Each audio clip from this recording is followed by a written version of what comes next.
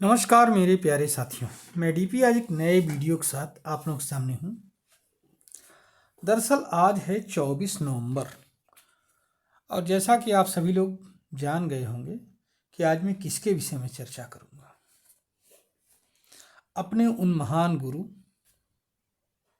गुरु तेग बहादुर के विषय में। गुरु हरकिशन 8वें गुरु थे। उनको हो गई चेचक। उस समय वो दिल्ली में राजा राम सिंह के महल में थे। ये बात अलग है कि गुरु हरकिशन जो महज 7 साल के थे, वो अपने चमत्कारों के कारण कई लोगों को चेचक से ठीक भी कर चुके थे, लेकिन स्वयं को नहीं बचा पाए। तो जब उनका अंत समय आया तो लोगों ने पूछा कि अब आपके बाद में कौन गद्दी पर बैठेगा गुरु। तो उन्होंने कहा बाबा बकाला वाले।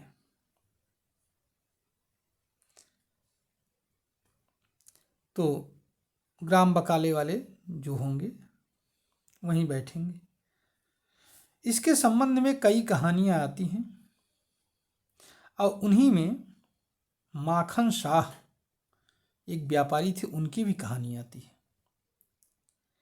कि उन्होंने कई लोगों को, पहली बात तो जब बुरी स्थिति में थे तो उनका मुराद या इच्छा पूरी जब हुई तो उन्होंने वादा किया था कि 500 सिक्के गुरु महाराज को देंगे। ये वादा उन्होंने किससे किया था? गुरु हरकिशन जी से। लेकिन हरकिशन जी तो रहे नहीं, तो उन्होंने सोचा कि हम बाबा बकाले वाले को दे देते हैं। अच्छा, उसमें बकाला में कई गुरु पैदा हो चुके थे, एक दो नहीं थे, कई पैदा हो चुके थे। तो जब कई लोगों को जब माखन शाह ने दिया, 2-2 सिक्के दिया सोने के, तो लोग लेते थे, रख लेते थे। लेकिन जैसे ही गुरु तेग बहादुर को जब दिया गया तो उन्होंने कहा, नहीं माखन शाह, ये सिक्का जो आप हमें दे रहे हो ये वादा किए गए सिक्कों से बहुत कम है। तब उन्होंने कहा कि गुरु मिल गए, गुरु मिल गए। बस फिर तो 9वें सिख गुरु लाइमलाइट में आए। शस्त्र के धनी थे।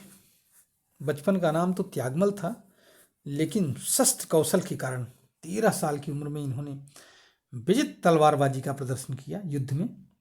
इसकी वजह से इन्हें तेग बहादुर कहा गया। तेग माने ही होता है तलवार, तलवार के धनी थे। उनकी फिलॉसफी थी, क्या फिलॉसफी थी? कि निर्भय रहिए और निर्वैर रहिए, किसी से फालतू उलझिए नहीं और निर्भय रहिए, बिना किसी भय के रहिए।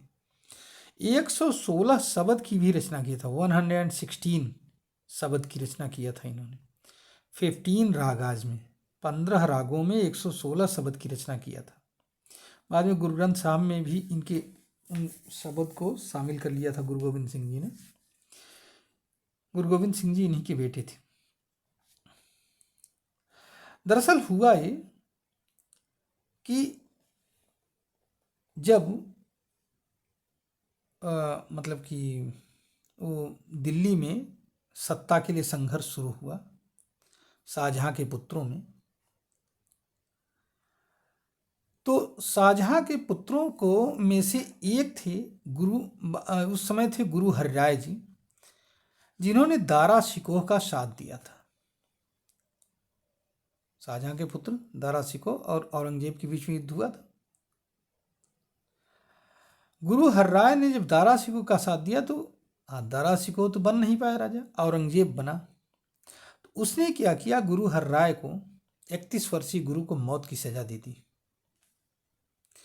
मौत से पहले उन्होंने अपने वहीं गुरु हरकिशन को अपना उत्तराधिकारी घोषित कर दिया था। अब देखिए, यहीं से दुश्मनी शुरू हो गई थी। गुरु हरकिशन भी 7 साल के मर गए तो तेग बहादुर बने। अब तेग बहादुर, उस समय तो ये हालत था पूरे देश में कि लाखों लोगों को या तो कत्लेआम करवाया जाता था, हजारों लोगों को, या फिर इस्लाम में दीक्षित किया जाता था, इस्लाम धर्म में परिवर्तित कर दिया जाता था उनके धर्म। कश्मीरी पंडितों का एक दल मिला था इनसे और उसने एक रिक्वेस्ट किया था कि आप अगर बलिदान दें तो हो सकता है हिंदू धर्म बच जाए। तो उन्होंने कहा मैं बलिदान देने के लिए, गुरु तेग बहादुर जी ने कहा कि मैं बलिदान देने के लिए तैयार हूं। उसी समय इन्होंने अपने 3 साथियों को लेकर के दिल्ली गए थे, मतीदास, सतीदास और दयाला।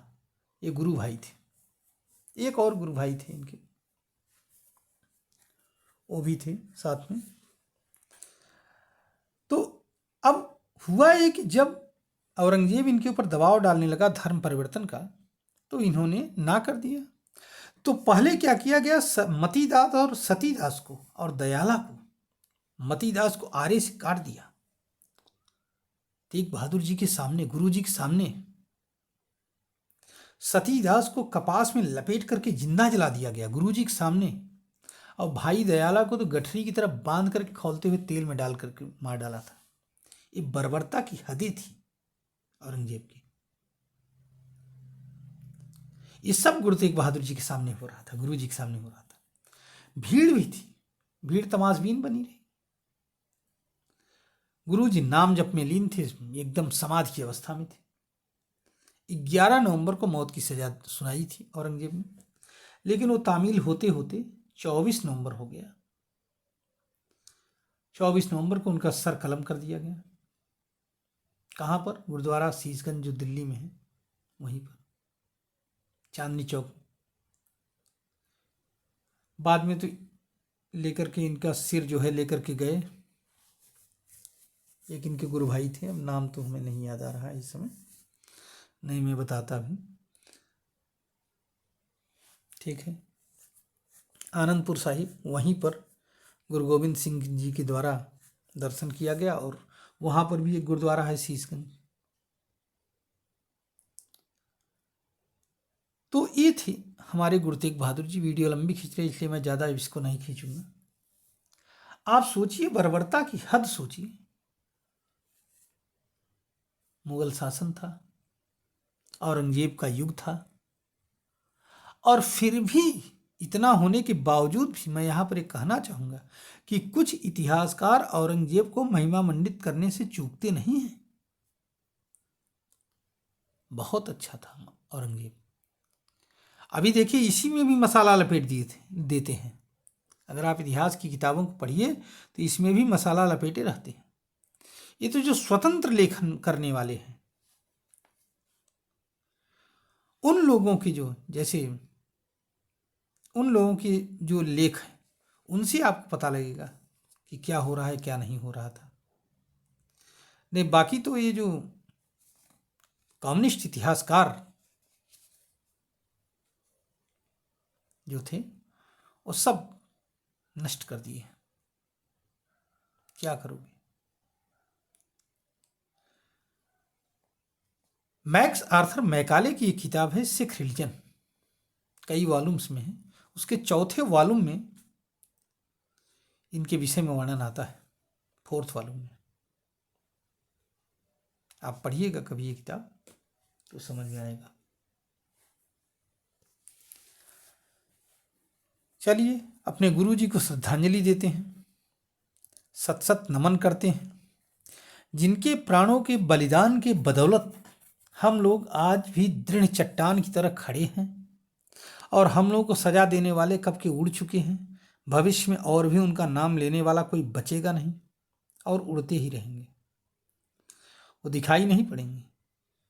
क्योंकि किसी भी त्यागी, बलिदानी, तपस्वी व्यक्ति को इतनी आसानी से मिटाया नहीं जा सकता। बहुत मुश्किल काम है।